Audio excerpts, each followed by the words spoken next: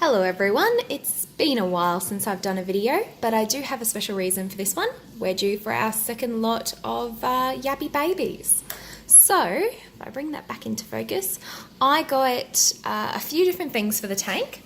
I've gotten in there, you can see some male guppies actually swimming through the water.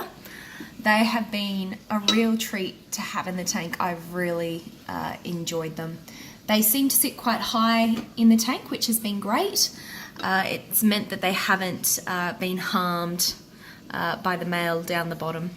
So that's been really nice, like a great new bit of colour to the tank. So down in the corner here, we've got our new female. So I actually got her with eggs on her already. So this isn't the Whoppers lot of babies coming through. This is a new lot. So that's been great that she's been able to have those. So I do know at the moment, and I wish I could get a photo, but you know from other videos what they look like. She's got all her little babies sitting at the back, so they haven't released from under her tail yet. And then over here, if I get my little flashlight, there's our boy. So this is the Whopper. So she is actually about half the size. If I can get the cat. This is not doing great to focus. She's actually half the size. You can see his claws there. She's half the size of him. And when I put them in together, I was a little bit concerned because you are supposed to match them with the same size. But he has been really placid and has been fine with it. So they've gotten along really well. There's been no fights, no signs of aggression from him. She's wandered around the tank and given him a little push every now and again, which does look quite funny to watch because he's very big next to her. But she's since gone into the breeding log. So it's called a breeding log because at the back it's actually closed.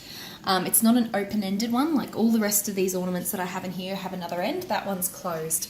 So what I've done since we're expecting the new little fry is I've gotten a whole heap of foxtail greenery.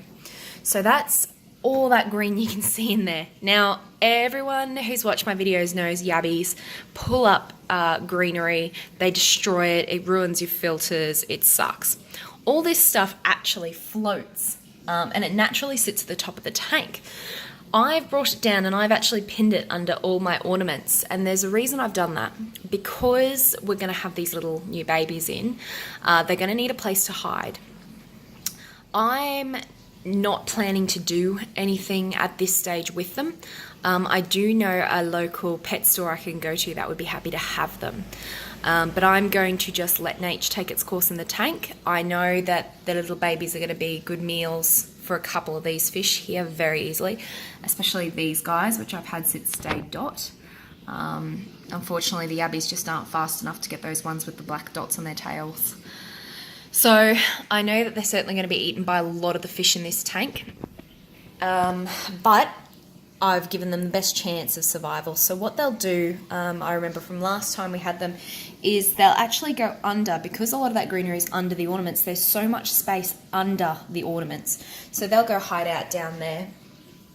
But yes, sorry about, you can see, absolute scratches on my tank. Okay, terrible scratches. Yeah, something didn't go down very well. And it's a moment of regret for me. So yes, I just thought I'd send you a video, and hopefully I'll give some updates when the little hatchlings are actually swimming about in the tank. So that's what we have happening at the moment. Very exciting.